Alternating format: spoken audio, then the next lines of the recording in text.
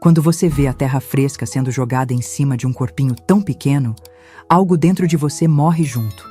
E ninguém nunca te prepara para esse tipo de dor. Bom dia, meus queridos. Aqui é a Dona Ana, 78 anos nas costas, falando direto da minha salinha em São Paulo, capital, no meu apartamentinho simples do Tatuapé.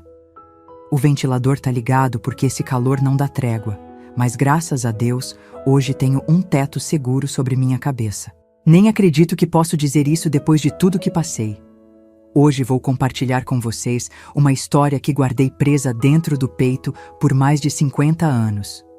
Uma história de amor que virou pesadelo, de sonhos despedaçados e de uma dor que nenhuma mãe deveria conhecer.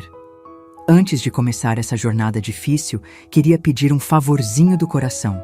Se inscreve aqui no canal da vovó, dá aquele joinha que não custa nada e me conta nos comentários de qual cantinho desse Brasilzão você tá me assistindo.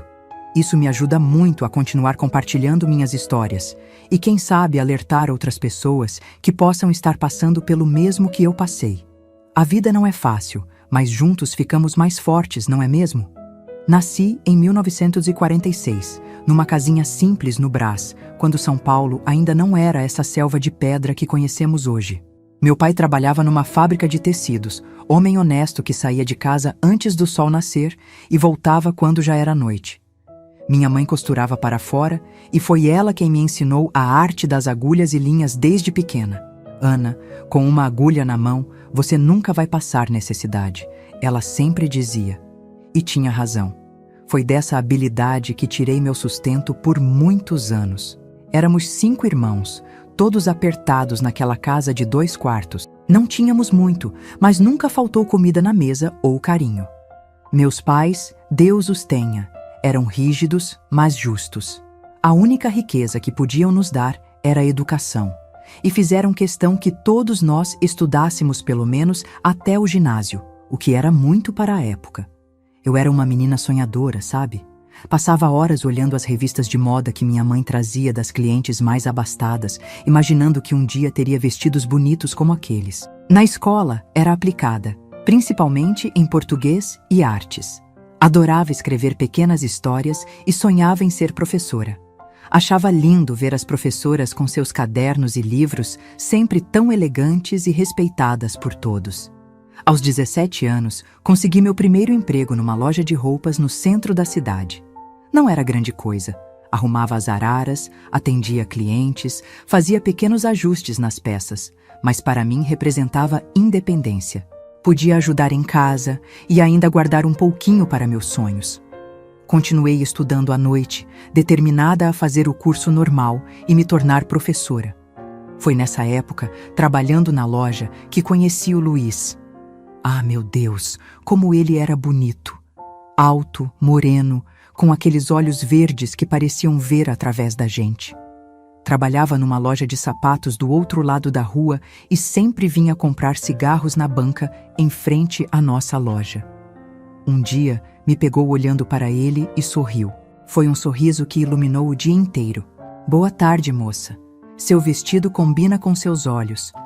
Ele disse na primeira vez que criou coragem para falar comigo. Fiquei tão sem graça que mal consegui agradecer. Tinha 23 anos, 6 a mais que eu, e uma confiança que me fascinava.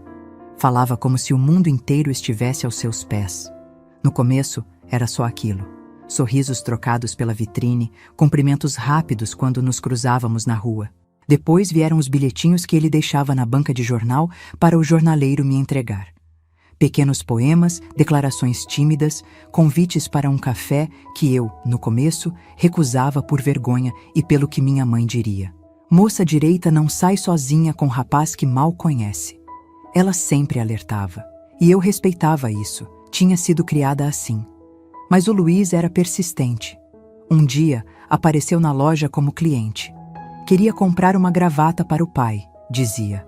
Passou quase 1 hora lá, experimentando gravatas, me fazendo rir com suas histórias. Quando minha chefe não estava olhando, me convidou de novo para aquele café. Só um cafezinho na confeitaria aqui da esquina. Lugar público cheio de gente. Sua reputação vai continuar intacta, prometo. Acabei cedendo. Aquele primeiro café se transformou em muitos outros. Logo estávamos nos encontrando sempre depois do trabalho, às vezes só para caminhar pelo centro antes de cada um seguir para sua casa. Ele era charmoso, falava bonito, tinha planos grandiosos. Vou abrir minha própria loja um dia, você vai ver. Não vou ser vendedor a vida toda. Tenho visão para negócios. Meus pais, no começo, desconfiaram. Papai principalmente achava que Luiz era polido demais, que falava como quem vende óleo de cobra. Mas com o tempo, ele foi conquistando a confiança deles também. Aparecia em casa com pequenos presentes, um bolo para a mamãe, um pacote de café especial para papai, balas para meus irmãos menores. Rapaz educado, acabou admitindo meu pai depois de alguns meses. Pelo menos parece ter futuro. Namoramos por 2 anos. Foram os anos mais felizes da minha vida até então. Luiz me tratava como uma princesa. Lembro de um aniversário meu em que ele economizou por meses para me levar a um restaurante chique no centro, daqueles com toalha de pano e garçom de gravatinha borboleta. Me senti nas nuvens. Para uma menina simples do Brás, aquilo era luxo puro. Continuei estudando, ele me apoiava. Quero uma esposa inteligente, dizia, não uma burra que só saiba cozinhar. Isso me encantava. Era tão diferente dos outros rapazes que conhecia, que só queriam moças para cuidar da casa e ter filhos. No final de 1965, ele me pediu em casamento. Foi num domingo, depois da missa. Estávamos sentados num banco da praça, tomando sorvete, quando ele tirou uma caixinha do bolso. O anel era simples, uma pedra pequena, mas para mim valia mais que qualquer diamante. Quero que seja minha esposa, Ana. Quero construir uma vida com você. Casamos 6 meses depois, numa cerimônia simples na igreja do bairro. Eu com meu vestido branco feito pela minha mãe, ele num terno azul marinho novo. Não tínhamos dinheiro para a festa grande. Foi só um almoço na casa dos meus pais para a família mais próxima. Mas éramos felizes, cheios de sonhos. Fomos morar num quartinho alugado perto da casa dos meus pais. Era pequeno, mas arrumadinho. Eu caprichava na decoração, fazia cortinas coloridas, almofadas bordadas. Queria que nosso cantinho fosse aconchegante, um verdadeiro lar. Luiz continuava trabalhando na loja de sapatos, agora como gerente. Eu tinha conseguido terminar o curso normal e dava aulas para crianças numa escolinha do bairro. Não ganhava muito, mas ajudava nas despesas e me sentia realizada. Sempre amei crianças e poder ensinar era uma alegria imensa. Os primeiros meses de casamento foram como um sonho. Luiz chegava do trabalho, me abraçava forte, perguntava como tinha sido o meu dia. Às vezes trazia uma florzinha, um chocolate, pequenas surpresas para me agradar. Nos fins de semana, íamos ao cinema ou simplesmente caminhávamos pela cidade, fazendo planos, imaginando o futuro. Vamos ter 3 filhos, ele dizia. 2 meninos e uma menina, nessa ordem. E ríamos, como se pudéssemos realmente escolher. Mas foi depois do 6º mês que as coisas começaram a mudar. De forma tão sutil que, na época, nem percebi direito. Foi como aquela história da rã na água que vai esquentando devagar. Quando percebe que está fervendo, já é tarde demais para pular fora. A primeira vez que notei algo diferente foi quando cheguei em casa 20 minutos atrasada da escola. Tinha ficado conversando com a mãe de um aluno que estava com dificuldades. Quando entrei, Luiz já estava lá, sentado na nossa pequena sala, o rosto fechado. "Onde você estava?" perguntou, sem o beijo habitual. "Na escola, conversando com uma mãe de aluno." "Por quê?" "A escola termina às 5. São 5h20. "Sim, mas a senhora Márcia queria falar sobre o Pedrinho. Ele está com dificuldade em matemática e... da próxima vez, avisa." Fiquei preocupado. Aquilo me pareceu até bonitinho na época. Ele se preocupava comigo. Era cuidadoso. Não percebi que era o primeiro sinal do controle que viria depois. Logo veio a história do dinheiro. Luiz decidiu que deveríamos ter uma conta conjunta, onde todo o nosso dinheiro seria depositado. "Somos um casal agora, Ana. O que é meu é seu, e o que é seu é meu." Concordei, claro. Fazia sentido, éramos uma família. Só não percebi que, aos poucos, ele começou a questionar cada centavo que eu gastava. Precisava mesmo comprar esse tecido? Esse batom não é caro demais? Por que gastou tanto no mercado essa semana? Sempre havia uma explicação que parecia razoável. Estávamos economizando para comprar nossa própria casa. Queríamos dar uma vida melhor para os filhos que viriam. Era prudência financeira, não controle. Ou assim eu pensava. Depois vieram as sugestões sobre minhas roupas. Esse vestido não é um pouco decotado demais para uma professora? Essa saia marca muito seu corpo. Os pais dos alunos podem interpretar mal. Sempre com aquele tom de preocupação, de quem só quer o meu bem. E eu, tola que era, achava aquilo normal. Achava até bonito que ele se importasse tanto com minha reputação, com nossa imagem como casal. Não percebi que lentamente ele estava me moldando, me diminuindo, me transformando numa sombra do que eu era. As visitas à minha família também começaram a rarear. Sempre havia um motivo. Luiz estava cansado. Tinha que trabalhar no dia seguinte. Meu pai tinha feito um comentário que o ofendeu. Minha mãe se metia demais em nossa vida. Aos poucos, o intervalo entre as visitas foi aumentando. De toda semana para 15 dias, depois para um mês, depois só em ocasiões especiais. Somos nossa própria família agora, Ana. Precisamos construir nossas próprias tradições, nossos próprios momentos. Quando completamos 1 ano de casados, já estávamos morando em outro bairro, mais afastado. Luiz tinha conseguido uma promoção numa loja maior, no outro lado da cidade. O aluguel era mais caro, mas o apartamento era melhor. A justificativa para a mudança era irrefutável. Ficava mais perto do trabalho dele, economizaríamos em condução.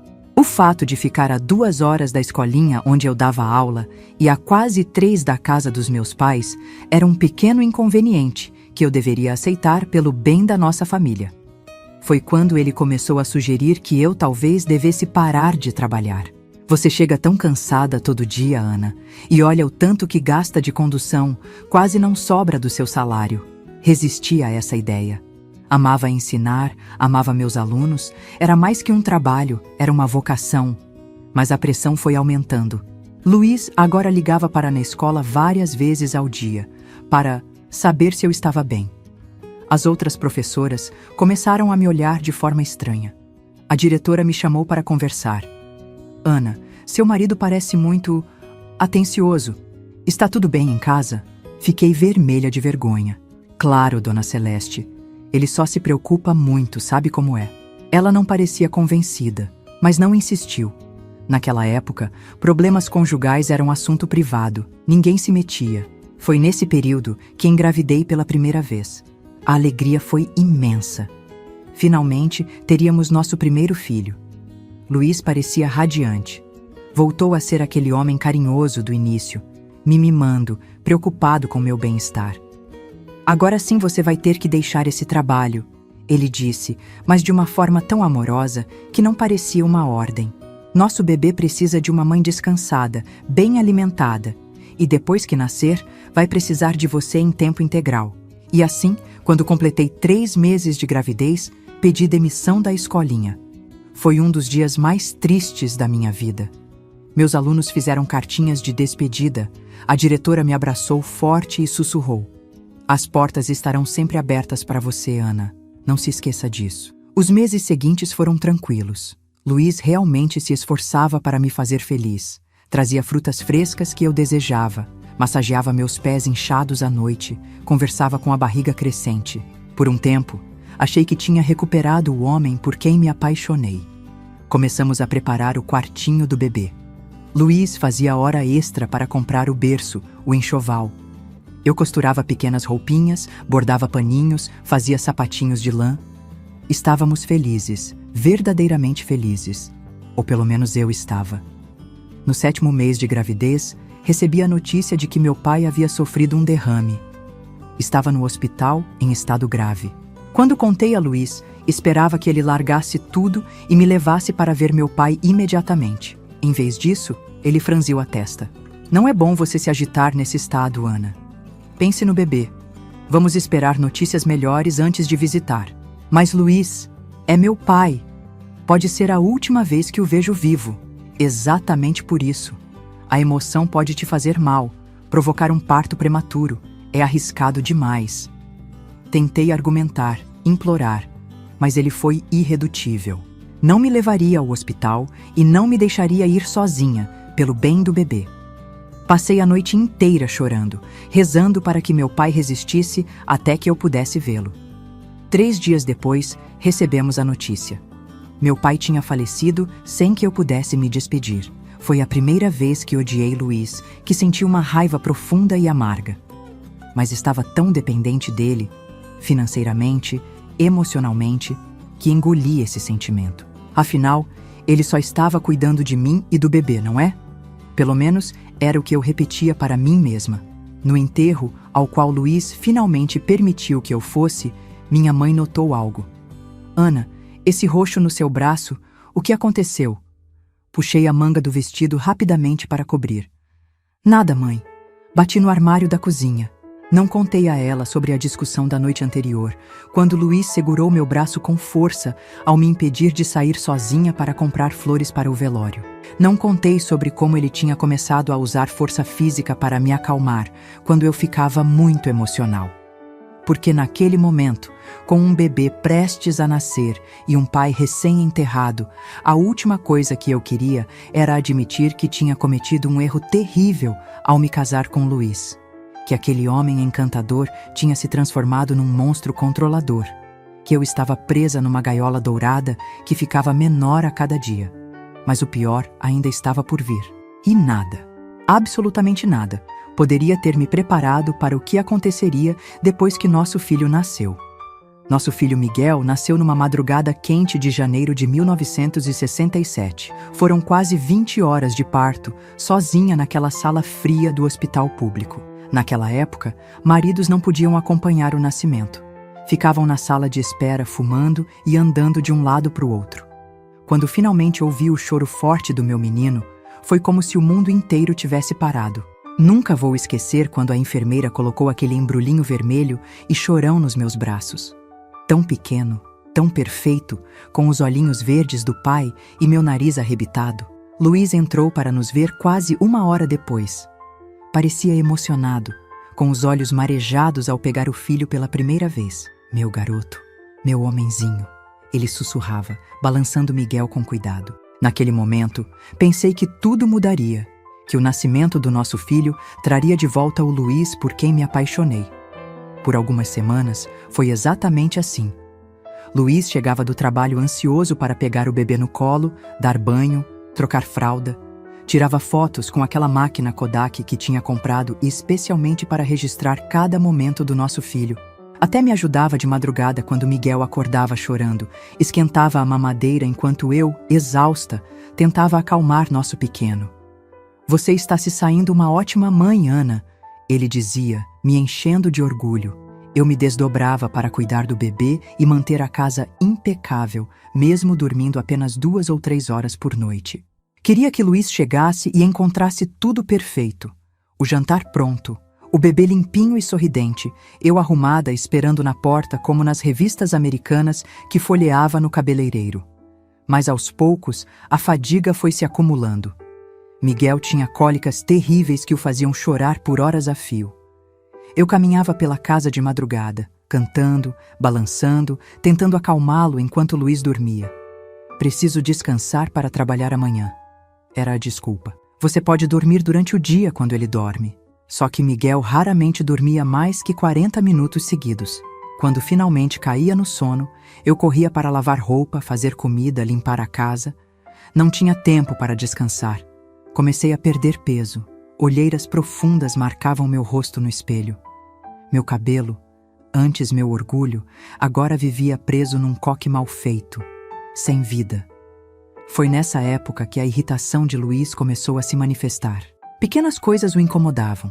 Uma mancha na camisa, o jantar ligeiramente atrasado, um botão faltando no paletó. Sua voz, antes suave, ganhou um tom cortante que me fazia encolher. Que bagunça é essa, Ana? Não teve o dia todo para arrumar a casa? O bebê não parou de chorar, Luiz. Mal consegui tomar banho hoje. Arruma um jeito. Outras mulheres conseguem. Comecei a viver em constante estado de ansiedade, tentando prever o que poderia irritá-lo, me desdobrando para evitar qualquer motivo de reclamação. Quando Miguel completou 3 meses, Luiz reclamou que eu não estava dando atenção suficiente a ele como marido. Só tem olhos para o menino agora. E eu também tenho necessidades, sabia? Tentei explicar que estava exausta, que mal conseguia ficar de pé no fim do dia, que meu corpo ainda se recuperava do parto. Não adiantou. Na noite seguinte, ele chegou com um buquê de rosas e um vestido novo. Vista isso, minha mãe vem buscar o Miguel. Nós vamos jantar fora. Mas ele ainda é muito pequeno para ficar longe de mim. E a amamentação? Já comprei leite em pó. Vai fazer bem para você sair um pouco dessa casa, se arrumar como mulher em vez de parecer uma empregada desleixada. Aquelas palavras me feriram profundamente, mas engoli o choro. Talvez ele tivesse razão. Talvez eu estivesse me descuidando, me dedicando demais ao bebê e esquecendo do marido. Vesti o vestido, ligeiramente apertado nos seios inchados de leite. Passei um batom, tentei parecer feliz com aquele presente. O jantar foi tenso. Mal conseguia me concentrar na conversa, preocupada com Miguel. Luiz bebeu muito mais que o costume, falando alto, fazendo piadas com o garçom. Quando chegamos em casa, minha sogra já tinha ido embora. Miguel dormia no berço, mas acordou minutos depois, chorando desesperado. Ele deve estar com fome, falei, correndo para pegá-lo. Luiz segurou meu braço com força. Deixa ele chorar um pouco. Precisamos terminar nossa noite. O que aconteceu em seguida ainda me dói lembrar. Enquanto meu filho chorava no quarto ao lado, Luiz exigiu seus direitos de marido. Foi rápido, doloroso, humilhante. Quando finalmente me deixou ir até o bebê, Miguel estava roxo de tanto chorar, a fralda encharcada, recusando a mamadeira de leite em pó que minha sogra tinha deixado. Aquela noite marcou uma mudança definitiva no nosso casamento. Luiz passou a exigir que eu fosse esposa antes de ser mãe. Criticava o tempo que passava com Miguel, dizia que eu estava estragando o menino com tanto colo, tanta atenção. Homem precisa aprender a ser forte desde cedo. Ele repetia quando eu corria para acalmar o choro do bebê. Você vai transformar meu filho num maricas se continuar assim. Miguel crescia rápido, já se sentava sozinho, sorria ao me ver, dava gargalhadas quando eu fazia caretinhas para ele. Era um bebê lindo, cheio de vida. Luiz parecia orgulhoso quando o exibia para amigos e colegas de trabalho, mas em casa a história era diferente. Incomodava-se com o barulho, com os brinquedos espalhados, com a atenção que o bebê exigia. Esse menino só sabe chorar. Não aguento mais esse barulho. Foi numa dessas explosões de raiva que ele bateu em Miguel pela primeira vez. Nosso filho tinha 8 meses, estava aprendendo a engatinhar e derrubou o cinzeiro cheio no tapete da sala. Luiz, que assistia futebol na TV, levantou num pulo e deu um tapa na mãozinha do bebê, com força suficiente para deixar marca. O choro de dor e susto do meu filho foi como uma facada no peito. Corri para pegá-lo, mas Luiz me empurrou. Deixa ele aprender. Precisa saber que tem consequências quando faz besteira. Ele é só um bebê, Luiz. Não entende o que fez. E vai continuar não entendendo se você ficar passando a mão na cabeça dele o tempo todo. Naquela noite, quando Luiz finalmente dormiu, peguei Miguel no berço e o levei para a cozinha. Sentada na mesa pequena, com meu filho aninhado no colo, pensei pela primeira vez em ir embora.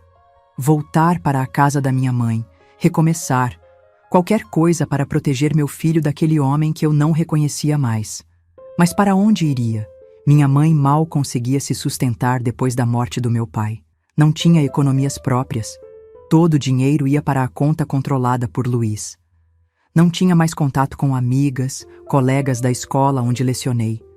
Estava completamente isolada, dependente. Decidi que precisava aguentar, pelo menos até conseguir um plano. Quem sabe arranjar um trabalho secreto enquanto Luiz estivesse fora, juntar algum dinheiro escondido, preparar uma fuga. Mas com um bebê pequeno, parecia impossível. Os meses seguintes foram de tensão constante. Luiz implicava com tudo. A comida, a limpeza, o choro de Miguel, minha aparência. Os tapas na mãozinha do bebê se tornaram frequentes, por desobediências cada vez mais triviais. Derrubar comida, fazer barulho durante o jornal da TV, chorar quando o pai tentava pegá-lo no colo. Ele me odeia. Você envenenou meu filho contra mim. Luiz gritava, como se um bebê de menos de 1 ano pudesse elaborar tais sentimentos. Comecei a notar que Miguel realmente ficava tenso quando o pai chegava em casa. Parava de brincar, ficava quietinho num canto, como se tentasse se fazer invisível. Com apenas 1 aninho, já tinha aprendido a temer o próprio pai. Isso partia meu coração. Numa manhã de domingo, quando Miguel já tinha começado a dar os primeiros passos, Luiz anunciou que tinha uma surpresa. Íamos passar o dia no zoológico, como uma família normal. Fiquei animada com a ideia. Fazia tanto tempo que não saíamos para algo divertido. Arrumei Miguel com sua roupinha mais bonita, preparei uma bolsa com fraldas, mamadeiras, biscoitos. Até passei um batom e coloquei um vestido florido, tentando reacender algo do nosso antigo relacionamento. O passeio começou bem. Miguel ficou encantado com os animais, apontando e balbuciando suas primeiras palavras. Au, au, para qualquer bicho, não importava se era leão ou macaco. Luiz parecia relaxado, tirava fotos, comprou algodão doce, segurava o filho no colo para ver melhor os bichos nas jaulas. Parecia o pai que eu sempre sonhei que ele seria. Até que, na volta, pegamos um congestionamento terrível. O carro estava quente, Miguel começou a ficar irritado, chorando. Tentei distraí-lo com brinquedos, canções, mas nada adiantava. Luiz apertava o volante com força, o rosto ficando cada vez mais vermelho. Cala a boca esse menino, Ana, não aguento mais esse choro. Ele está cansado, com calor. É normal, já vai passar. Miguel chorava mais forte, esperneando na cadeirinha improvisada. Naquela época não existiam os assentos de segurança de hoje. De repente, Luiz freou o carro no acostamento com um solavanco que nos jogou para frente. Dá ele aqui, vou ensinar a ficar quieto. Não, Luiz, ele é só um bebê. Mas ele já tinha se virado para o banco traseiro, puxando Miguel pelo bracinho com tanta força que meu filho gritou de dor. Tentei impedir, me joguei entre eles, recebi um tapa no rosto que me deixou zonza. Sai da frente, Ana! Esse moleque precisa aprender a respeitar o pai. O que se seguiu foi um pesadelo. Ali mesmo, no acostamento da rodovia Anhanguera, com carros passando a toda velocidade, Luiz bateu no nosso filho. Não apenas tapas na mão ou no bumbum, como tinha feito antes, mas tapas no rosto, na cabeça. Miguel gritava em pânico, o rostinho vermelho, os olhos arregalados de terror. Entrei em desespero, tentando proteger meu filho, recebendo parte dos golpes. Gritava por socorro, mas o barulho dos carros engolia minha voz. Finalmente consegui agarrar Miguel e me encolher com ele no canto do banco, formando uma barreira com meu corpo. Você enlouqueceu? Vai matar nosso filho? Luiz parou, ofegante, olhando para as próprias mãos, como se não reconhecesse o que tinha acabado de fazer. Miguel soluçava contra meu peito, tremendo. Um filete de sangue escorria de sua narina pequena. Ele me tira do sério, Luiz murmurou, passando a mão pelo cabelo. Se comportasse direito, isso não aconteceria. Voltamos para casa em silêncio mortal. Miguel eventualmente dormiu, exausto de tanto chorar. Eu olhava pela janela, as lágrimas escorrendo silenciosas, uma decisão se formando na minha mente. Não importava como, não importava para onde, tínhamos que fugir. Meu filho não sobreviveria muito mais tempo naquela casa. Naquela noite, depois que Luiz adormeceu, fiz um pequeno embrulho com algumas roupas nossas e um pouco de comida. Peguei o dinheiro que tinha conseguido esconder ao longo dos meses, algumas moedas aqui e ali do troco das compras, guardadas numa lata de biscoitos no fundo do armário. Era pouco, muito pouco, mas teria que servir. Planejava sair na manhã seguinte, assim que Luiz fosse trabalhar. Iria para a rodoviária, pegaria um ônibus para qualquer lugar longe dali, talvez para o interior, onde o custo de vida era menor. Encontraria um trabalho, um lugar para ficar. Qualquer coisa seria melhor que aquele inferno, mas o destino tinha outros planos para nós. Na manhã seguinte, Luiz anunciou que não iria trabalhar. Tinha tirado o dia de folga para consertar o que tinha acontecido ontem.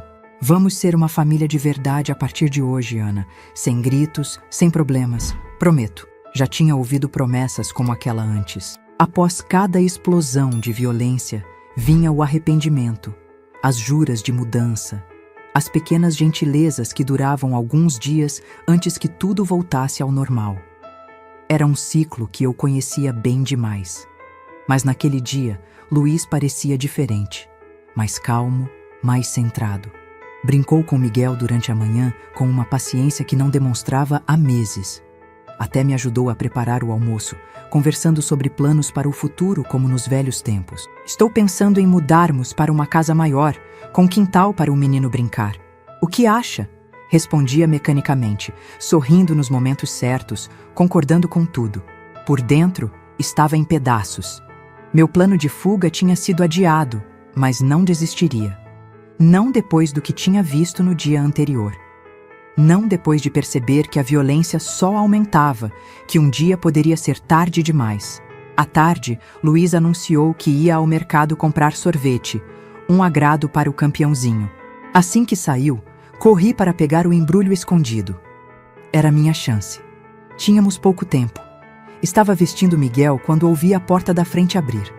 Luiz tinha voltado rápido demais. Não havia sorvete em suas mãos. Seu olhar foi direto para a trouxa de roupas sobre a cama, para a bolsa do bebê preparada. O que é isso, Ana? Estava pensando em sair? Meu sangue gelou. Tentei improvisar uma desculpa. Só estava separando umas roupas velhas para doar e organizando a bolsa do Miguel para amanhã. Seu rosto se contorceu numa careta que eu conhecia bem demais. Mentirosa! Você ia fugir, ia levar meu filho embora. Avançou para mim com os punhos cerrados. Miguel, sentindo o perigo, começou a chorar desesperado. Tentei correr para o banheiro, trancar a porta, ganhar tempo, mas ele foi mais rápido. Agarrou meu cabelo, puxando com tanta força que senti fios se desprenderem do couro cabeludo. Ninguém vai tirar meu filho de mim, entendeu? Ninguém! O que se seguiu foi o pior espancamento que já sofri. Socos, tapas, chutes quando caí no chão. Miguel gritava no berço, esticando os bracinhos para mim, chamando "mama, mama", as únicas palavras que sabia dizer. Quando Luiz finalmente parou, eu estava semiconsciente, o rosto inchado, sentindo o gosto metálico de sangue na boca. Ele agarrou Miguel do berço com brutalidade. Vou dar um banho no meu filho. E quando voltar, quero essa bagunça arrumada e o jantar pronto, entendeu? Assenti fracamente, sem forças para falar. Ouvi a porta do banheiro fechar, a água começar a correr. Miguel ainda chorava, mas o som logo foi abafado. Com esforço sobre-humano, me arrastei até o telefone na sala. Minhas mãos tremiam tanto que mal conseguia discar. Liguei para o único número que sabia de cor, além da minha mãe. Minha antiga diretora, Dona Celeste. Ela tinha dito que as portas estariam sempre abertas para mim. Esperava desesperadamente que não fosse apenas uma frase educada de despedida. Alô? A voz familiar do outro lado da linha me deu um lampejo de esperança. Dona Celeste. Minha voz era apenas um sussurro rouco. Me ajuda. Ele vai matar meu filho. Não consegui dizer mais nada. Ouvi um barulho vindo do banheiro que gelou minha alma. Não era mais choro, eram sons de engasgo, de luta. Larguei o telefone e me arrastei pelo corredor, o corpo protestando de dor a cada movimento. A cena que encontrei no banheiro vai me assombrar até o dia da minha morte. Se você está me acompanhando até aqui, parabéns. Por você ser um espectador fiel aqui no canal Memórias da Vovó, iremos te dar uma oportunidade de ganhar mais de R$1.000. Para participar é muito fácil, só basta curtir este vídeo e comentar em qual cidade você nasceu. Estou curiosa para ler todos os comentários de vocês. Quando abri aquela porta do banheiro, o mundo pareceu desacelerar. Luiz estava curvado sobre a banheira, segurando Miguel debaixo d'água. Meu filho se debatia, os olhinhos arregalados de pavor, bolhas de ar escapando de sua boquinha. A água, que deveria ser morna e acolhedora, estava gelada. Descobri depois que ele havia enchido a banheira com água fria para acalmar o moleque escandaloso. Não sei de onde tirei forças. Meu corpo estava quebrado pelos golpes, mas algo primitivo, aquele instinto de mãe que supera qualquer dor física, me fez avançar como uma leoa. Não pensei. Apenas agi. Agarrei o abajur de cerâmica que ficava na prateleira do banheiro e acertei a cabeça de Luiz com toda a força que consegui reunir. Ele cambaleou para trás, surpreso, soltando Miguel. Mergulhei os braços na água gelada e puxei meu filho para cima. Estava com os lábios roxos, tossindo e vomitando água, mas respirando. Vivo, graças a Deus, vivo! Sua louca, o que pensa que está fazendo? Luiz se recuperava do golpe, sangue escorrendo de um corte na têmpora. Seus olhos não eram mais humanos, eram como os de um animal raivoso, injetados, sem qualquer resquício do homem que um dia amei. Apertei Miguel contra o peito e tentei correr para a porta, mas ele foi mais rápido. Agarrou meu braço com força, torcendo até que gritei de dor. Miguel chorava, ensopado e gelado, tremendo contra mim. Você não vai a lugar nenhum com meu filho, entendeu? Nenhum lugar. Naquele momento, ouvi o que pareceu ser o som mais doce do mundo. Sirene se aproximando e então batidas fortes na porta da frente. Polícia, abra a porta. O rosto de Luiz se transformou. O ódio deu lugar ao pânico. Soltou meu braço e recuou, olhando ao redor como um animal encurralado. O que você fez, Ana? Quem você chamou? As batidas na porta ficaram mais fortes. Abra, agora, ou vamos arrombar. Luiz parecia indeciso entre continuar a agressão ou tentar escapar. Aproveitei esse momento de hesitação para correr com Miguel para a sala, gritando por socorro com o que restava da minha voz. A porta cedeu com um estrondo. 2 policiais entraram, armas em punho.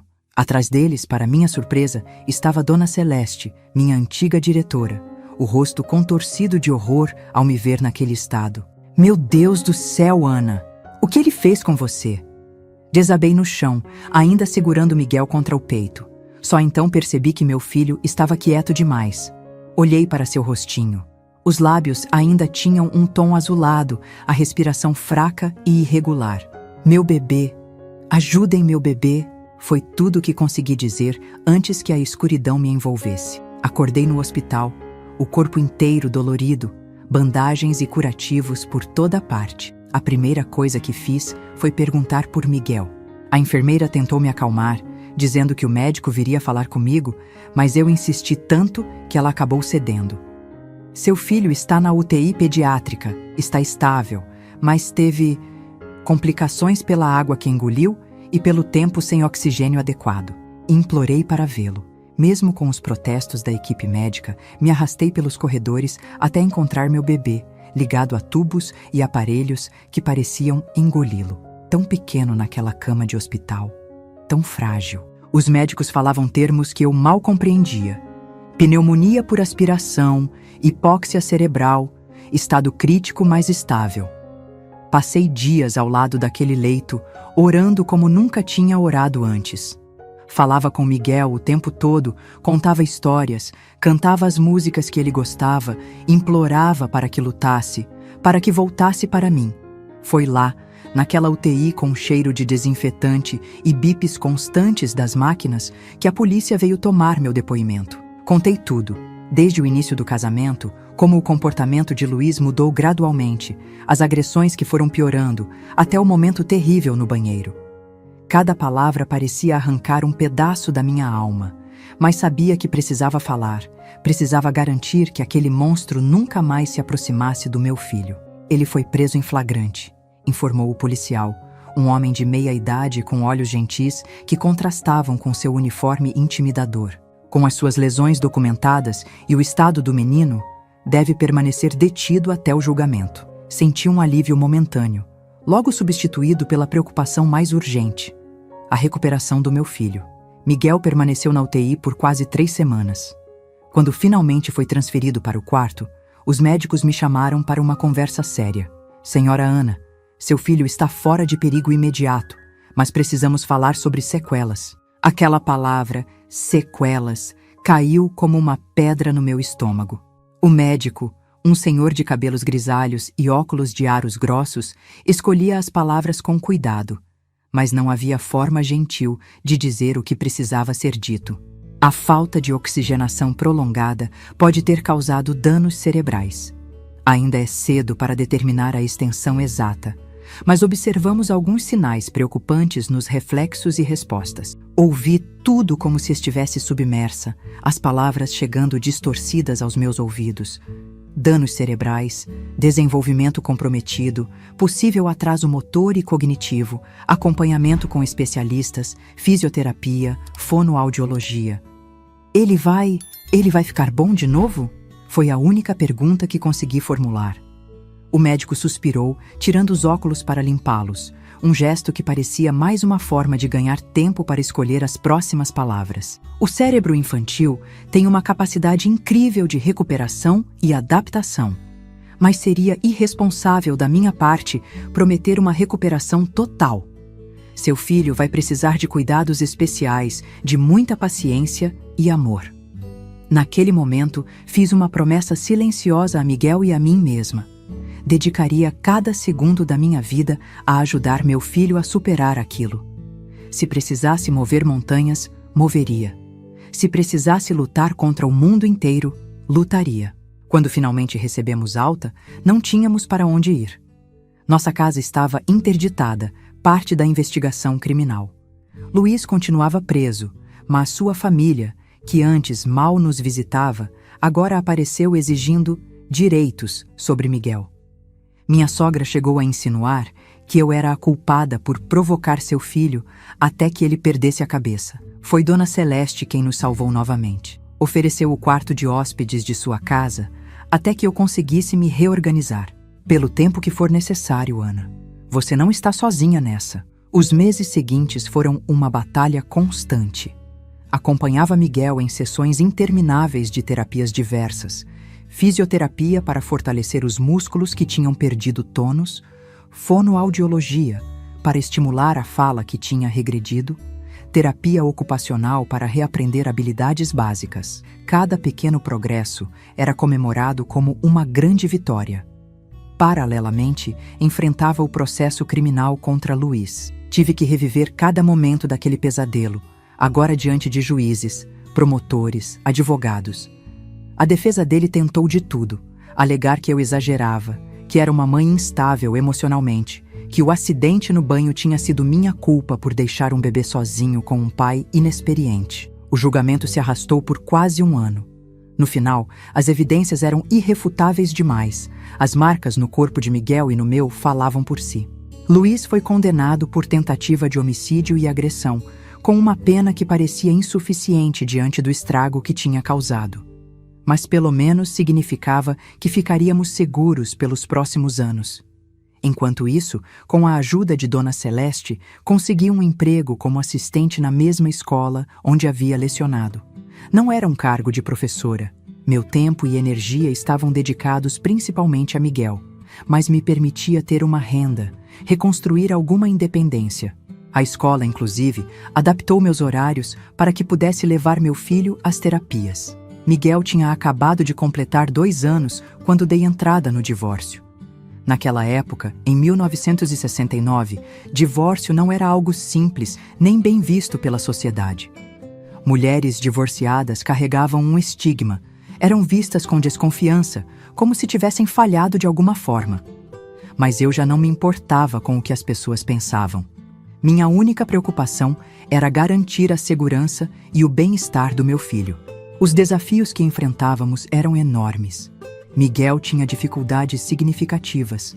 Demorou muito mais que outras crianças para voltar a andar. Sua fala era limitada a poucas palavras. Tinha crises de pânico quando via água em banheiras ou piscinas. Mas também tinha um espírito lutador que me surpreendia diariamente. Seu sorriso, aquele sorriso que iluminava os olhos verdes herdados do pai, voltava cada vez com mais frequência. Aos poucos, construímos uma nova vida. Aluguei um apartamento pequeno, mas aconchegante, não muito longe da escola onde trabalhava. Transformei o quarto de Miguel num espaço estimulante, com cores vibrantes, brinquedos educativos, tudo pensado para ajudar em seu desenvolvimento. Aprendi técnicas de fisioterapia e fonoaudiologia para continuar os exercícios em casa. Lia incansavelmente sobre lesões cerebrais, desenvolvimento infantil, métodos alternativos de ensino. Quando Miguel fez 3 anos, os médicos fizeram uma reavaliação completa. O neurologista, um jovem doutor recém-chegado de uma especialização nos Estados Unidos, revisou todos os exames e histórico. Senhora Ana, seu filho tem feito progressos notáveis, muito além do que esperávamos inicialmente. Aquelas palavras foram como um bálsamo para meu coração exausto. Miguel ainda enfrentaria desafios, ainda precisaria de terapias e acompanhamento, mas a dedicação tinha rendido frutos. Ele agora falava pequenas frases, conseguia correr, ainda que com algum desequilíbrio, mostrava interesse por livros e desenhos. Isso se deve muito mais à sua dedicação do que a qualquer intervenção médica, completou o doutor. O que essa criança precisava, além dos tratamentos, era exatamente o que recebeu: amor incondicional e estímulo constante. A vida seguiu seu curso. Não era fácil ser mãe solteira de uma criança com necessidades especiais no Brasil dos anos 1970. O preconceito era duplo, por ser divorciada e por ter um filho diferente. Mas encontrei força onde não sabia que existia, criando uma armadura contra olhares curiosos, comentários maldosos, palpites não solicitados. Eu e Miguel nos tornamos uma equipe inseparável. Onde um ia, o outro acompanhava. Aprendemos juntos a enfrentar as dificuldades, a celebrar pequenas conquistas, a encontrar alegria nas coisas simples. Ele me ensinou mais sobre coragem e perseverança do que qualquer adulto jamais poderia. Quando estava quase completando 5 anos de prisão, recebi a notícia que mais temia. Luiz tinha conseguido redução de pena por bom comportamento e seria solto em breve. O pânico que senti foi indescritível. Mesmo com a ordem de restrição que tínhamos conseguido, mesmo sabendo que ele não teria mais direitos parentais sobre Miguel, o medo de que voltasse para terminar o que tinha começado me consumia. Foi nessa época que tomei uma decisão drástica. Precisávamos desaparecer. Mudar de cidade, recomeçar onde ninguém nos conhecesse, onde Luiz não pudesse nos encontrar. Expliquei a situação para Dona Celeste, que mais uma vez se mostrou um anjo em nossa vida. Tenho uma irmã em Belo Horizonte, ela disse. Ela dirige uma escola particular lá e está precisando de professoras. Posso falar com ela, explicar sua situação. Em menos de um mês, tínhamos nos mudado para a capital mineira. Deixamos para trás o apartamento, a maioria dos móveis, quase tudo que poderia nos conectar à vida anterior. Dona Helena, irmã de Celeste, nos recebeu de braços abertos. Conseguiu emprego na escola dela, um apartamento pequeno no bairro da Floresta. E o mais importante, uma nova identidade para Miguel e para mim. Ana Santos e Miguel Santos deixaram de existir oficialmente. Passamos a ser Maria Oliveira e Pedro Oliveira. Novos documentos, nova história de fundo. Eu era viúva. Meu marido tinha morrido num acidente antes do nascimento do nosso filho. Pedro tinha tido complicações no parto, o que explicava suas dificuldades de desenvolvimento. Uma história triste, mas comum o suficiente para não levantar muitas perguntas. Os anos passaram. Pedro cresceu, enfrentando desafios, mas superando muitos deles. Conseguiu completar os estudos em escolas regulares, com apoio especializado. Tinha dificuldades de aprendizado em algumas áreas, especialmente matemática, mas se destacava em artes e música. Aos 18 anos, começou a trabalhar numa pequena gráfica, onde seu talento para desenho era valorizado. Durante todo esse tempo, vivi com medo. Cada batida na porta me fazia gelar. Cada homem que se parecia vagamente com Luiz na rua me fazia atravessar para o outro lado, coração disparado. Nunca mais me envolvi romanticamente com ninguém. O trauma era profundo demais. A prioridade era meu filho. E além disso, não podia arriscar que alguém descobrisse nosso segredo. Soube, através de contatos muito cautelosos com Dona Celeste, que Luiz tinha de fato nos procurado após ser solto. Ficou furioso ao descobrir que tínhamos desaparecido. Ameaçou pessoas, tentou processar a escola onde eu trabalhava. Eventualmente, parece que desistiu, ou pelo menos foi o que esperávamos por muitos anos. Em 1990, quando Pedro já tinha 23 anos e trabalhava na gráfica há 5, recebemos uma carta que mudaria tudo novamente. Era de Dona Celeste, agora uma senhora de idade avançada. A carta informava, com cuidado para não mencionar nomes, que aquela pessoa havia falecido num acidente de carro após dirigir embriagado. Luiz estava morto. Depois de mais de 2 décadas, podíamos finalmente respirar sem medo. Pedro notou a mudança em mim imediatamente. Era como se um peso invisível tivesse sido removido dos meus ombros. Quando expliquei a razão, ele ficou em silêncio por um longo tempo. Você acha que deveríamos voltar a usar nossos nomes verdadeiros? Ele perguntou finalmente. A pergunta me pegou de surpresa.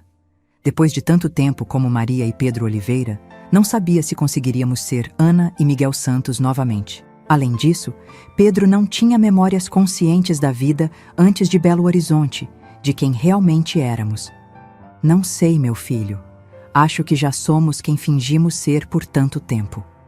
Ele assentiu, pensativo, mas gostaria de conhecer nossa história verdadeira, toda ela. Foi então que sentei com meu filho adulto e contei pela primeira vez todos os detalhes da nossa vida anterior. As partes que tinha suavizado, omitido, para protegê-lo. Contei sobre seu pai, sobre como nos conhecemos, sobre como o amor se transformou em pesadelo. Contei sobre aquele dia terrível no banheiro, sobre como quase o perdi, sobre nossa fuga e nova identidade. Pedro ouviu tudo com uma calma que me surpreendeu. Quando terminei, com lágrimas escorrendo pelo rosto, ele segurou minhas mãos entre as suas. Mãos de homem, calejadas pelo trabalho, tão diferentes das mãozinhas pequenas que um dia eu tinha protegido desesperadamente. Obrigado por me salvar, mãe. Por lutar por mim quando eu não podia lutar por mim mesmo. Aquelas palavras simples fizeram todo o sacrifício, toda a luta valer a pena. Meu filho estava vivo. Era um homem bom, gentil, trabalhador. Tínhamos sobrevivido. Mas o destino ainda guardava uma última surpresa para nós. Uma que nem em meus pesadelos mais sombrios eu poderia ter imaginado. Pensávamos que nossa vida finalmente tinha encontrado alguma paz após sabermos da morte de Luiz. Pedro, ou Miguel, nosso verdadeiro nome que apenas usávamos em conversas privadas dentro de casa, estava prosperando na gráfica. Aos 25 anos, tinha sido promovido a designer principal, criando logotipos e materiais para empresas locais. Suas dificuldades, embora ainda presentes, não o impediam de levar uma vida quase normal. Eu continuava na escola da Dona Helena, agora como coordenadora pedagógica. Após tantos anos, a mentira tinha se tornado nossa verdade. Éramos respeitados na comunidade. A dedicada professora viúva e seu filho talentoso, que superou dificuldades de aprendizado. Até tínhamos um pequeno apartamento próprio, comprado com muito sacrifício em prestações intermináveis. Foi numa quarta-feira chuvosa de março de 1993 que tudo mudou novamente. Pedro tinha saído mais cedo do trabalho, reclamando de uma forte dor de cabeça, sequela que ainda o atormentava ocasionalmente desde o incidente na infância. Eu estava na escola finalizando a organização de uma reunião de pais quando a secretária me chamou com urgência. Dona Maria, tem um homem querendo falar com a senhora. Disse que é importante sobre seu filho. Meu coração gelou imediatamente. Mesmo após todos aqueles anos, o medo nunca me abandonou completamente. Na recepção da escola, encontrei um homem de uns 50 anos, cabelos grisalhos nas têmporas, terno bem cortado. Não o reconheci de imediato. Senhora Santos, ou devo dizer, senhora Oliveira. Senti o sangue fugir do meu rosto. Ninguém em Belo Horizonte sabia meu nome verdadeiro. Não sei do que o senhor está falando. Sou Maria Oliveira. Ele sorriu, um sorriso frio que não alcançava os olhos. Acho que sabe sim, Ana. Sou Ricardo Mendes, irmão mais novo de Luiz. Demorei, mas finalmente encontrei você e meu sobrinho. Naquele momento, o mundo pareceu desabar ao meu redor. O irmão de Luiz. Nem me lembrava dele direito. Era bem mais jovem. Estava no exército quando nos casamos. Raramente o víamos. Como tinha nos encontrado após tantos anos? O que quer de nós? Luiz está morto. Não temos mais nada a ver com sua família. Ah, mas temos sim, ele respondeu tirando um envelope do bolso interno do paletó. Meu irmão deixou um testamento. Todos os bens dele devem ir para o filho, Miguel. Procurei vocês por anos, desde que ele morreu. Finalmente, um detetive particular conseguiu rastrear a mudança de identidade. Fiquei em silêncio, calculando o que fazer. Precisava chegar em casa, alertar Pedro, talvez fugir novamente. Não estou aqui para causar problemas, continuou Ricardo, interpretando meu silêncio como medo. Luiz era um homem perturbado, sempre soube disso. O que fez com você e o menino foi imperdoável. Estou aqui apenas para cumprir minha obrigação legal de entregar a herança ao herdeiro legítimo. Não confiei nem por um segundo. A expressão dele era semelhante demais à de Luiz quando mentia. Os mesmos olhos calculistas, o mesmo sorriso falso. Vou pensar no assunto. Preciso ir agora. Claro, ele respondeu suavemente, entregando-me um cartão. Estou hospedado no grande hotel. Ficarei por alguns dias. Gostaria muito de conhecer meu sobrinho. Saí da escola praticamente correndo, ignorando os olhares curiosos. Precisava chegar em casa, verificar se Pedro estava bem, decidir o que fazer. Durante todo o caminho de ônibus, meu coração batia descompassado. A chuva que caía parecia um prenúncio de tempos sombrios retornando. Quando cheguei ao nosso prédio, notei algo estranho imediatamente. A porta do apartamento estava entreaberta. Pedro nunca deixava a porta assim, especialmente quando estava com dor de cabeça. Pedro? Chamei, empurrando a porta lentamente. Filho? O silêncio que me respondeu era perturbador. Nosso pequeno apartamento parecia estranhamente frio, como se uma presença maligna tivesse passado por ali. Na sala, nada parecia fora do lugar. Mas quando cheguei ao corredor que levava aos quartos, vi marcas de sapato molhado no piso. Marcas que não eram minhas nem de Pedro. Pedro! Chamei mais alto, o pânico crescendo. Você está aí? Abri a porta do quarto dele com o coração na garganta. Vazio. A cama desarrumada indicava que ele tinha deitado para descansar, mas não estava mais lá. Na cozinha e no banheiro, também nenhum sinal dele. Foi quando notei algo na nossa pequena varanda. A porta de vidro estava aberta, deixando a chuva entrar e molhar o piso. Atravessei a sala com passos trêmulos e o que vi na varanda me fez soltar um grito que pareceu vir das profundezas da minha alma. Pedro estava caído no chão molhado, sangue misturado com água da chuva, formando uma poça escura ao redor de sua cabeça. Ao seu lado, um vaso de planta quebrado, aparentemente a arma usada para golpeá-lo. Não! Meu filho! Não! Caí de joelhos ao lado dele, minhas mãos tremendo ao checar seu pulso. Ainda batia, fraco, irregular, mas batia. Graças a Deus ele estava vivo. O ferimento na cabeça sangrava abundantemente, como todo ferimento no couro cabeludo. Tentei estancar com uma toalha, enquanto procurava freneticamente o telefone para chamar uma ambulância. Enquanto discava o número de emergência, ouvi um ruído vindo do quarto. Não estava sozinha no apartamento. O agressor ainda estava lá.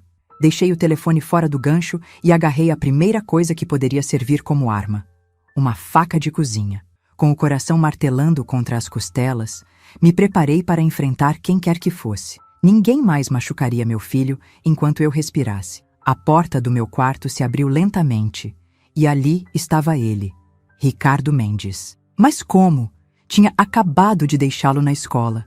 Vejo que conheceu meu filho, Júnior, disse com uma calma assustadora. Ele chegou um pouco antes que eu gostaria. Foi então que entendi. Não era Ricardo na escola, mas seu filho, que devia ser a cara do pai. Uma armadilha, e eu tinha caído direitinho, deixando Pedro sozinho e vulnerável. Do quarto saiu outro homem, mais jovem, com os mesmos olhos frios da família Mendes. Devia ter uns 30 anos, a idade que Luiz teria quando morreu. A semelhança era perturbadora. Isso não era para acontecer assim, disse o jovem, olhando para Pedro caído na varanda. Ele reagiu, tentou chamar a polícia. Tive que impedi-lo. O que vocês querem? Perguntei. A faca firmemente apontada para eles, meu corpo posicionado entre os invasores e meu filho ferido. Dinheiro? Não temos nada de valor aqui. Ricardo riu, um som seco e sem humor. Não, Ana. Não queremos dinheiro. Queremos justiça. Você destruiu meu irmão. Destruiu nossa família. Luiz perdeu tudo. O emprego, a reputação, anos da vida na cadeia. E depois você fugiu com o filho dele como uma ladra na noite. Seu irmão tentou matar nosso filho, era um monstro abusivo. Mentira, rugiu ele, avançando um passo. Luiz era um bom homem que você enlouqueceu com suas provocações, suas neuroses. Ele nos contou tudo, como você o manipulava, como usava o menino contra ele. Era surreal ouvir aquela versão distorcida da realidade. Percebi então que não havia como argumentar com aquele homem. Ele tinha passado décadas alimentando um ódio baseado nas mentiras que Luiz contou para justificar seus atos monstruosos. E o que pretendem fazer agora? Matar-nos? A polícia já está a caminho. Blefei, indicando o telefone fora do gancho. Por um momento, vi dúvida nos olhos deles.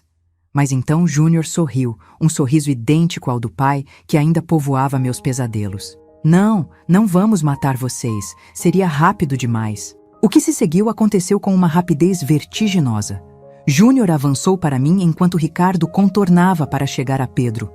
Consegui acertar um golpe no braço de Júnior com a faca, fazendo-o recuar com um grito de dor. Corri para Pedro, tentando arrastá-lo para dentro, para longe de Ricardo. Mas era uma luta desigual. Ricardo me agarrou pelos cabelos, puxando com tanta força que senti como se o couro cabeludo fosse arrancar. Júnior, mesmo ferido, conseguiu me imobilizar, torcendo meu braço até que a faca caiu. Vamos levar o garoto, disse Ricardo, já arrastando Pedro pelo chão como se fosse um saco de lixo. Ela vem também. No sítio decidimos o que fazer. Lutei como uma fera, mordendo, arranhando, gritando. Mas Júnior era forte demais. Um golpe na têmpora me deixou zonza, quase inconsciente. A última coisa que vi antes que a escuridão me envolvesse foi meu filho sendo carregado para fora do apartamento, sangue ainda escorrendo de sua cabeça. Quando voltei a mim, estava num porta-malas de carro, mãos e pés amarrados, a boca coberta com fita adesiva. O veículo se movia por uma estrada esburacada, cada solavanco enviando ondas de dor pelo meu corpo machucado. Tentei me orientar, entender quanto tempo tinha ficado inconsciente, para onde estávamos indo, mas era impossível saber. Meus pensamentos estavam com Pedro. Estaria vivo? O ferimento na cabeça era grave. Precisava de atendimento médico urgente. E se estivesse sangrando dentro do crânio? E se tivesse outra lesão cerebral, depois de tudo que já tinha superado na vida? O carro finalmente parou após o que pareceu uma eternidade. Ouvi vozes abafadas, portas se abrindo e fechando. Então o porta-malas se abriu, deixando entrar o ar frio da noite. Estávamos no campo, longe de qualquer luz da cidade. O céu estrelado seria bonito em qualquer outra circunstância. Bem-vinda à sua nova casa, disse Ricardo, puxando-me rudemente para fora do porta-malas. Pelo menos pelos próximos dias, até decidirmos o que fazer com vocês. Olhei ao redor desesperadamente, procurando por Pedro. Vi-o sendo arrastado de outro carro por Júnior, ainda inconsciente. Pelo menos estava vivo.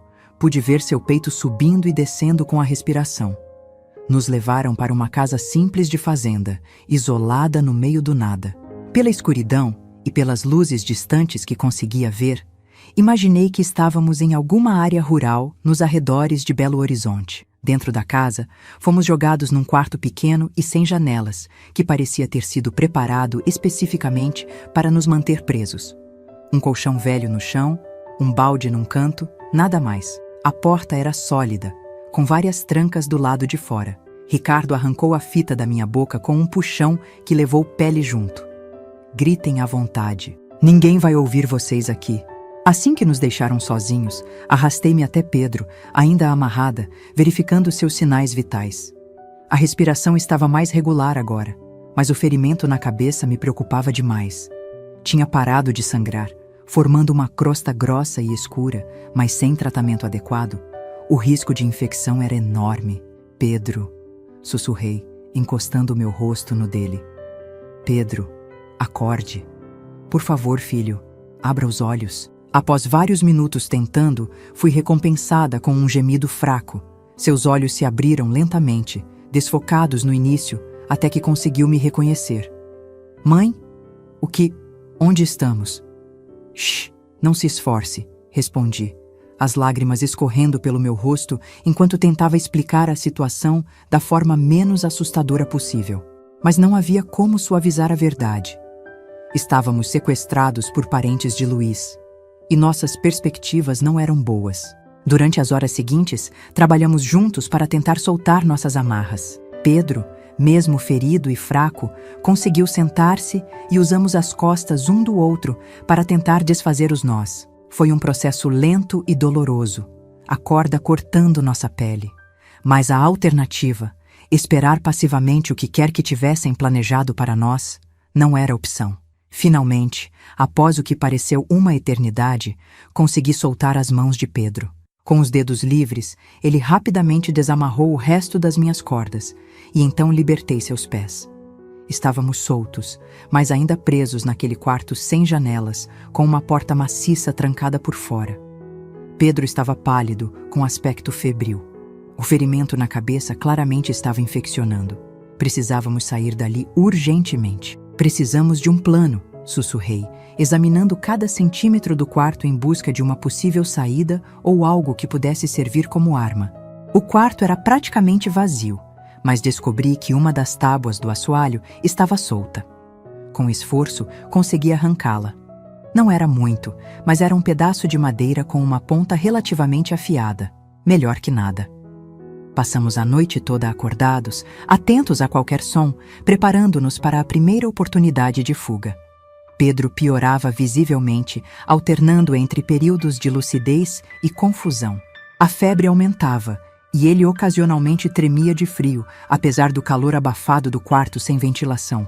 "Se conseguirmos sair daqui", ele murmurou durante um momento de clareza, "prometa que não vamos mais fugir e nos esconder. Prometa que vamos enfrentar isso, acabar com isso de uma vez por todas." Assenti, segurando sua mão quente de febre. "Prometo, filho. Nunca mais vamos viver com medo." O amanhecer chegou, trazendo com ele sons de movimento pela casa. Posicionei-me ao lado da porta, a tábua firme nas mãos, pronta para atacar assim que alguém entrasse. Pedro estava sentado no colchão, fraco demais para ficar de pé, mas determinado a ajudar no que pudesse. Ouvi o barulho das trancas sendo abertas. Respirei fundo, preparando-me. Era a nossa única chance. A porta se abriu e Júnior entrou carregando uma bandeja com o que parecia ser pão e água. Antes que pudesse reagir, acertei-o com toda a força na cabeça. Ele cambaleou, atordoado, derrubando a bandeja. Não lhe dei chance de se recuperar. Golpeei novamente, e mais uma vez, até que caiu no chão, inconsciente ou pior. Não parei para verificar. "Vamos!" chamei Pedro, ajudando-o a levantar. Ele se apoiou em mim, mal conseguindo andar. Saímos para um corredor escuro, ouvindo vozes vindas do que parecia ser a cozinha. Ricardo não estava sozinho. Havia pelo menos mais uma pessoa na casa. Caminhamos o mais silenciosamente possível pelo corredor, procurando a saída. Pedro pesava cada vez mais contra mim, suas pernas cedendo sob seu peso. A infecção estava vencendo rapidamente. Encontramos a porta dos fundos e a abrimos com cuidado. O amanhecer nos recebeu com uma paisagem rural. Campos de pasto, uma estrada de terra ao longe, nenhuma casa vizinha visível. Estávamos realmente isolados. "Precisamos correr", sussurrei, praticamente carregando Pedro agora. "Até aquela mata ali. Podemos nos esconder e depois seguir até a estrada." Mal tínhamos dado alguns passos para fora quando ouvi o grito furioso vindo de dentro da casa. Tinham descoberto nossa fuga e o estado de Júnior. "Eles fugiram! Pegue a espingarda!" Aquelas palavras me deram uma força que não sabia possuir. Praticamente carreguei Pedro, correndo pelos campos em direção ao pequeno bosque que tinha avistado. Atrás de nós, ouvi a porta bater e passos pesados. "Vão pagar por isso!" gritou Ricardo, sua voz carregada de ódio. "Vão pagar caro." Chegamos à beira do bosque quando ouvi o primeiro tiro. O estrondo da espingarda rasgou o silêncio da manhã, fazendo os pássaros voarem assustados das árvores. A bala passou longe, mas o segundo tiro veio logo em seguida, acertando uma árvore próxima a nós, lascas de madeira voando. "Mãe, me deixa", murmurou Pedro, quase inconsciente. "Vá sozinha, mais rápido." "Nunca!" respondi, arrastando-o para dentro da mata densa. "Nunca mais vou te deixar, filho. Vamos sair dessa juntos." A mata nos oferecia alguma proteção, dificultando a mira de Ricardo, mas também tornava nossa fuga mais lenta, com galhos e raízes para tropeçar, especialmente carregando Pedro, que agora estava praticamente inconsciente. Após o que pareceu uma eternidade arrastando-nos pela vegetação, ouvi o som mais doce do mundo: água corrente. Um riacho cortava a mata, e onde havia água, poderia haver uma trilha, talvez uma estrada, talvez pessoas. Seguimos o curso d'água, agora sem ouvir mais os gritos ou tiros atrás de nós. Teriam desistido? Ou estariam apenas nos cercando, tomando outro caminho? O riacho nos levou até uma estradinha de terra, onde, para minha surpresa e alívio absoluto, vi um velho caminhão de leite parado. O motorista, um senhor de idade com chapéu de palha, olhou espantado quando emergimos da mata. Eu arrastando meu filho semiconsciente, ambos cobertos de sujeira, sangue e folhas. Pelo amor de Deus, senhora! O que aconteceu? Precisa de ajuda? Hospital. Foi tudo o que consegui dizer antes que minhas pernas finalmente cedessem, derrubando a ambos no chão empoeirado da estrada. O velho motorista não fez mais perguntas.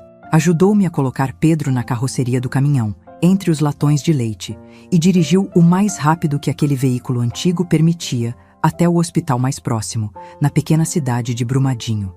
As horas seguintes foram um borrão de luzes fluorescentes, vozes médicas urgentes, formulários para preencher. Pedro foi levado imediatamente para a cirurgia. O golpe na cabeça tinha causado um hematoma subdural que precisava ser drenado com urgência. A infecção estava avançada, sua temperatura corporal perigosamente alta. Enquanto os médicos lutavam para salvar meu filho, tive que enfrentar as perguntas inevitáveis da polícia local.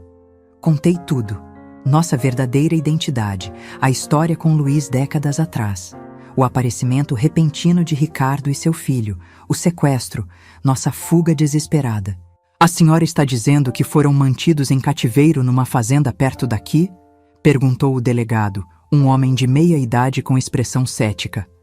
E que esses homens são parentes de seu ex-marido que morreu há anos? Entendi a sua desconfiança. A história parecia absurda, fruto de uma mente perturbada. Mas as evidências estavam ali. Nossos ferimentos, as marcas de corda nos pulsos e tornozelos, o estado crítico de Pedro. Precisa encontrá-los, insisti. Eles não vão desistir. Vão continuar nos caçando. O delegado prometeu investigar, mas podia ver em seus olhos que não acreditava totalmente em mim. Afinal, sem um endereço exato da fazenda, como encontrariam o local? E mesmo que encontrassem, Ricardo e seu filho provavelmente já teriam fugido.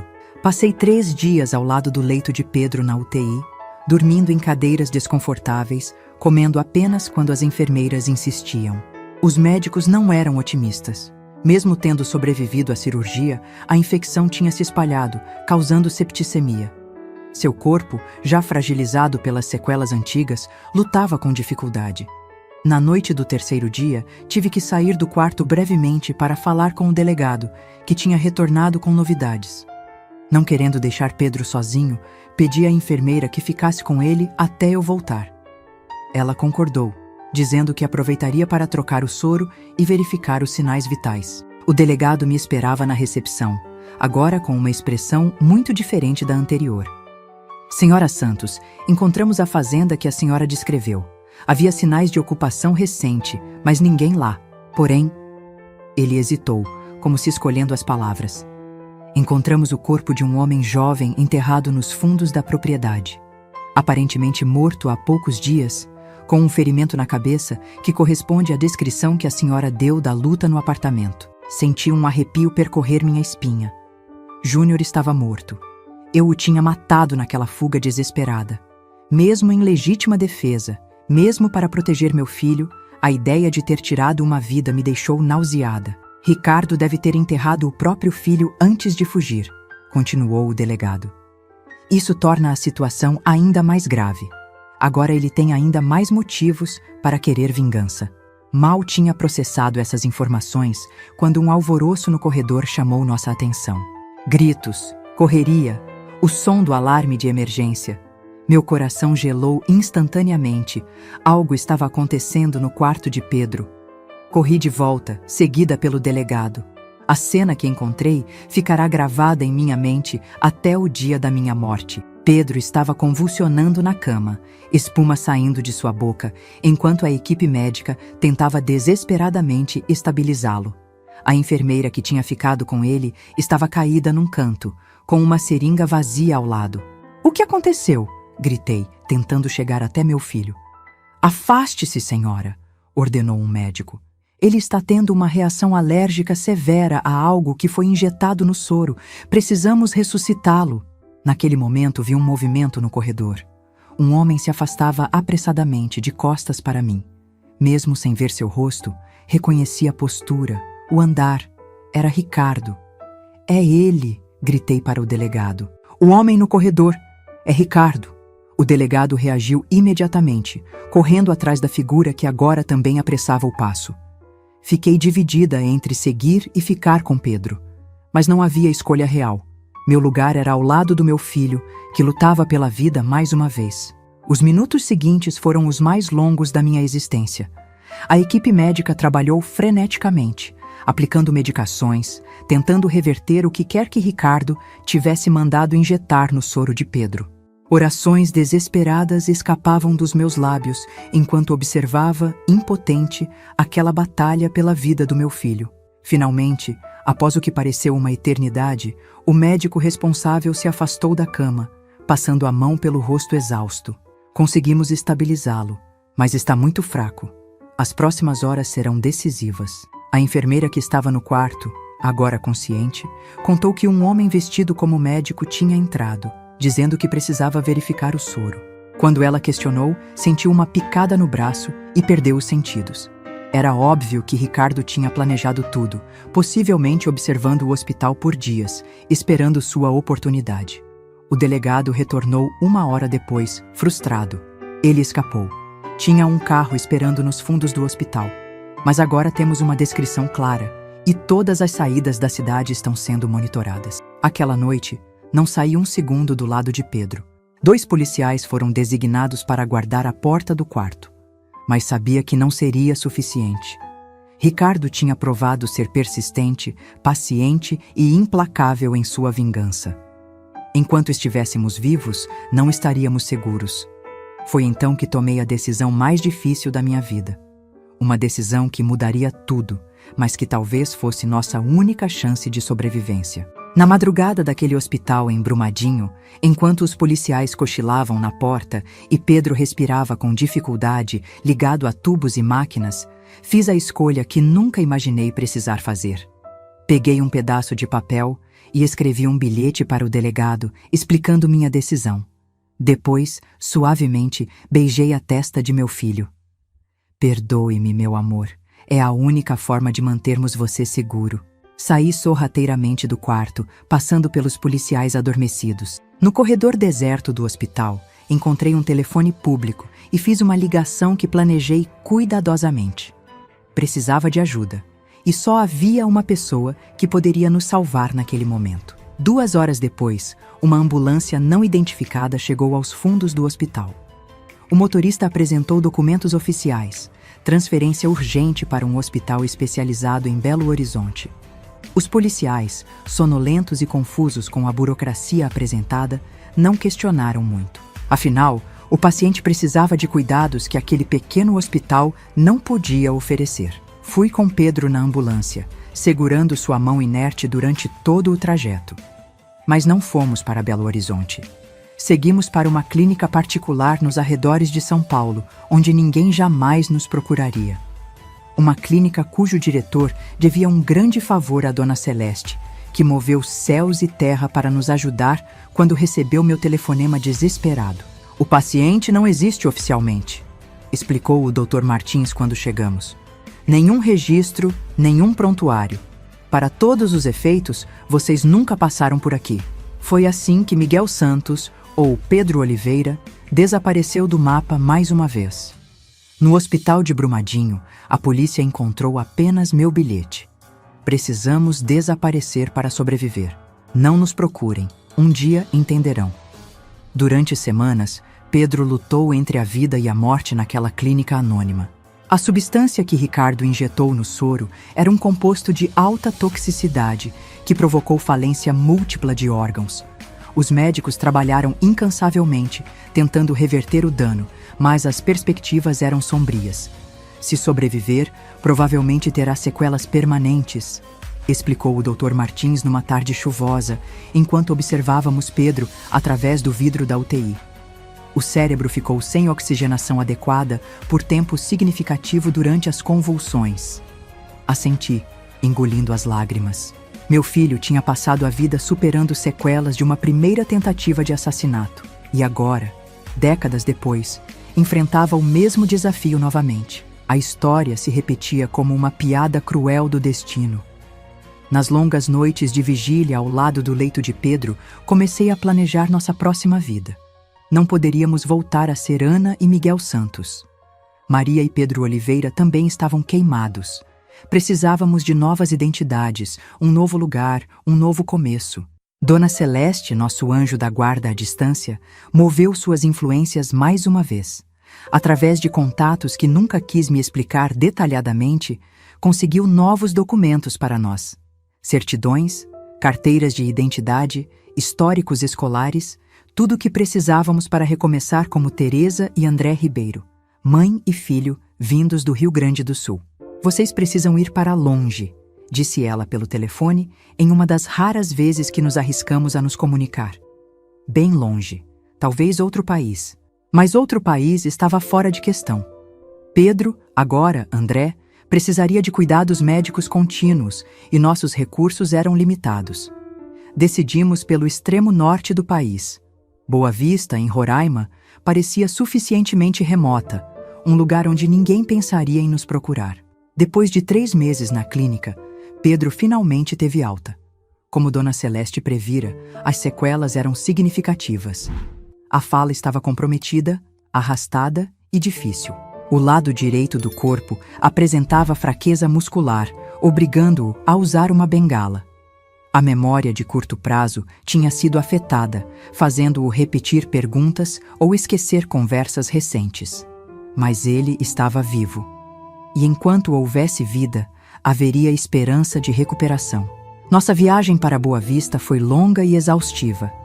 Primeiro de ônibus até o Rio, depois um voo até Manaus e finalmente outro ônibus para Boa Vista. Pedro dormiu a maior parte do trajeto, exausto pelo esforço, e eu mantive vigília constante, sobressaltando-me a cada pessoa que entrava ou saía, imaginando Ricardo em cada rosto desconhecido. Chegamos ao nosso destino num entardecer abafado de 1994. Boa Vista era uma cidade em expansão, mas ainda mantinha aquele ar de fronteira, de lugar em construção. Perfeito para quem queria se perder, recomeçar, ser apenas mais um rosto na multidão. Com a pequena economia que tínhamos, o dinheiro da venda às pressas do apartamento em Belo Horizonte, enviado por Dona Celeste para uma conta anônima, alugamos um apartamento modesto num bairro simples. 2 quartos, uma sala-cozinha, um banheiro. Pequeno, mas limpo e acessível para a cadeira de rodas que Pedro precisava usar nos dias em que a fraqueza na perna era mais intensa. "Vamos ficar bem aqui, mãe?" perguntou ele naquela primeira noite, enquanto eu arrumava os poucos pertences que trouxemos. Sua voz era diferente agora, mais lenta, cada palavra um pequeno triunfo sobre o dano cerebral. "Vamos, filho, vamos ficar bem." Não sabia se acreditava realmente nisso, mas precisava acreditar, pela sanidade dele, pela minha própria. Os primeiros meses em Boa Vista foram de adaptação. Pedro, André, iniciou um intenso programa de reabilitação no hospital público. Fisioterapia 3 vezes por semana, fonoaudiologia, terapia ocupacional. Os progressos eram lentos, mas constantes. Aos poucos, a fala foi ficando mais clara, a perna direita ganhando força, a independência retornando em pequenas conquistas diárias. Arrumei um emprego numa escola primária local, não como professora, mas como assistente administrativa. O salário era mínimo, mas complementado com a pequena pensão por invalidez que conseguimos para Pedro, dava para sustentar nossa vida simples. À noite, depois que Pedro dormia, eu permitia que o medo voltasse. Olhava cada fechadura 2, 3 vezes. Verificava as janelas. Dormia com uma faca sob o travesseiro. A sombra de Ricardo Mendes ainda pairava sobre nós, mesmo a milhares de quilômetros de distância. Seria sempre assim? Viveríamos para sempre olhando por cima do ombro, esperando que ele surgisse das sombras para terminar o que começou? Um ano se passou. Depois outro. Nossa vida em Boa Vista ganhou uma rotina tranquila. Pedro, com esforço sobre-humano, conseguiu um emprego como desenhista numa pequena gráfica. Trabalhava meio período, nos dias em que se sentia bem o suficiente. Seu talento artístico, felizmente, tinha sido poupado pelo dano cerebral. Em 1996, recebi uma carta anônima no correio. Apenas um recorte de jornal de Belo Horizonte. A manchete dizia: empresário é condenado por assassinato do próprio filho. O texto relatava que Ricardo Mendes tinha sido preso, julgado e condenado a 25 anos de prisão pelo homicídio de Júnior. O corpo encontrado na fazenda tinha impressões digitais que comprovavam que Ricardo, não eu, tinha sido o autor do crime. Aparentemente, o empresário manteve o filho agonizante por dias após um ferimento na cabeça, recusando-se a buscar ajuda médica, o que agravou seu estado e levou à morte. Dizia a reportagem. Acredita-se que o crime esteja relacionado a um histórico de violência familiar que remonta a décadas. Não havia remetente na carta, mas reconhecia a caligrafia no envelope. Dona Celeste, mais uma vez, cuidando de nós à distância. Ricardo estava preso. Preso de verdade, com uma sentença longa. Pela primeira vez em tantos anos, permiti-me relaxar um pouco. Talvez, apenas talvez, o pesadelo tivesse realmente acabado. Mas o dano já estava feito. Pedro nunca mais seria o mesmo. Os anos de tensão constante tinham deixado marcas em nós dois. O medo tinha se tornado um companheiro tão constante que não sabíamos mais como viver sem ele. Em 1999, Pedro conheceu Luísa, uma jovem professora de artes que trabalhava como voluntária no centro de reabilitação. Ela via além das cicatrizes, além da fala arrastada e da bengala. Via o homem gentil, talentoso e resiliente que meu filho era. Ela não se importa, mãe, ele me disse, os olhos brilhando de uma forma que não via há anos. Contei tudo a ela. Sobre o acidente, sobre as sequelas. Ela disse que só faz de mim mais interessante. Não contou toda a verdade, claro. Não mencionou nossos nomes verdadeiros, nem a longa fuga, nem Ricardo. Algumas verdades eram perigosas demais para compartilhar, mesmo com alguém que se ama. O relacionamento deles floresceu lentamente, com a cautela de duas pessoas que conheceram o suficiente da vida para saber que nada é garantido. Em 2001, casaram-se numa cerimônia simples no jardim da pequena casa que conseguiram comprar juntos. Foi o dia mais feliz da minha vida desde o nascimento do meu filho. Vê-lo ali, de terno apesar do calor amazônico, apoiado na bengala mas de pé por conta própria, dizendo seus votos com a voz ainda ligeiramente arrastada, mas cheia de emoção. Foi como se todas as lutas, todas as fugas, todo o sofrimento finalmente tivessem valido a pena. Ele conseguiu, Zé, sussurrei para o céu, imaginando que meu falecido marido, o verdadeiro, o homem bom que conheci antes de Luiz, pudesse me ouvir de algum lugar. Nosso menino conseguiu. Em 2003, nasceu minha neta, Clara. Um bebê saudável, perfeito, com os olhos verdes do avô que nunca conheceria. Segurá-la nos braços pela primeira vez foi como fechar um círculo. A vida, apesar de todas as tentativas de destruí-la, seguia em frente, renovava-se, encontrava um caminho.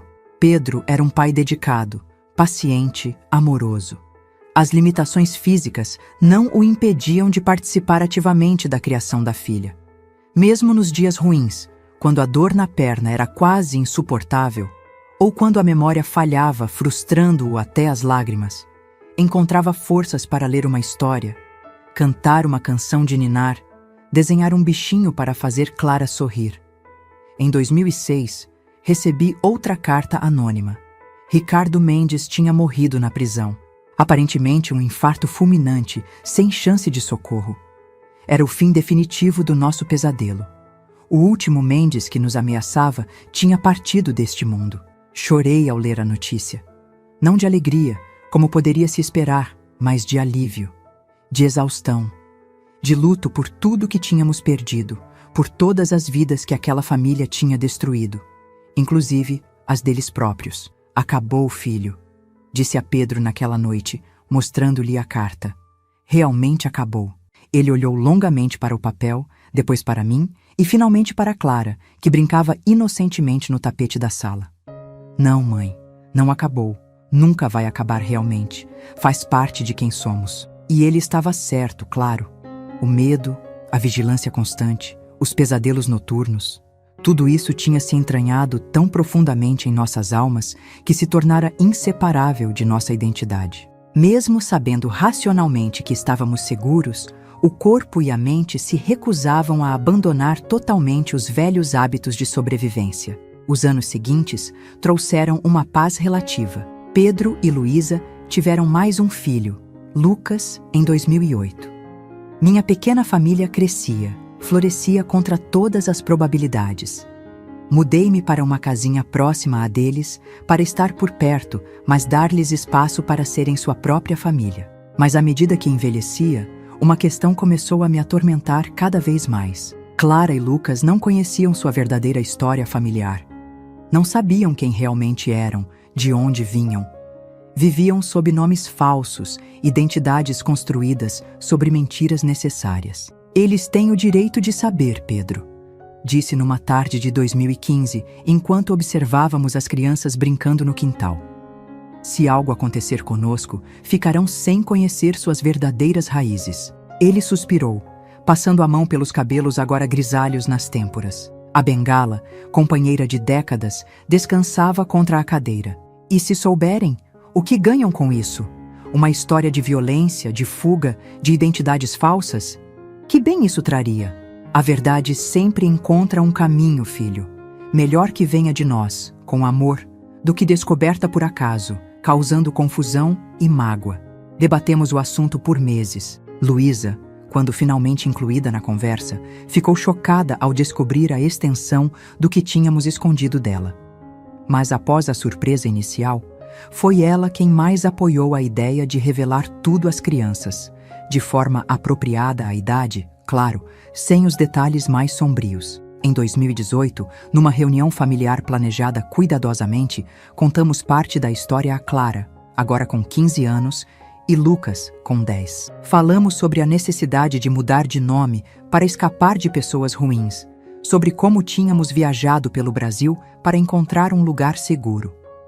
Mantivemos os detalhes mais violentos para o futuro, quando fossem mais maduros para compreender. Então meu nome verdadeiro não é Clara Ribeiro? Perguntou minha neta, os olhos arregalados. Seu nome é Clara, assegurou Pedro. Isso nunca foi uma mentira. É quem você é, independente do sobrenome. As crianças absorveram a revelação com a resiliência surpreendente da juventude. Para eles, era quase como uma história de aventura. Fugas secretas, identidades novas, vilões derrotados. A realidade do trauma, do medo constante, da violência que quase destruiu nossa família, era ainda incompreensível para suas mentes jovens. E talvez fosse melhor assim. Em 2020, quando a pandemia atingiu o Brasil, enfrentamos novos desafios. Pedro, com seu histórico médico complicado, era grupo de risco. O isolamento forçado trouxe à tona velhos traumas. A sensação de confinamento, de perigo iminente, de ameaça invisível. Foram meses difíceis, revivendo fantasmas que achávamos domados. Foi durante esse período, trancada em casa com tempo demais para pensar, que decidi que nossa história precisava ser contada. Não apenas para nossa família, mas para outras pessoas que talvez estivessem passando pelo mesmo que passamos. O ciclo de abuso, a fuga desesperada, a reconstrução de uma vida a partir dos escombros. Quando as restrições diminuíram e pudemos nos reunir novamente, apresentei a ideia a Pedro.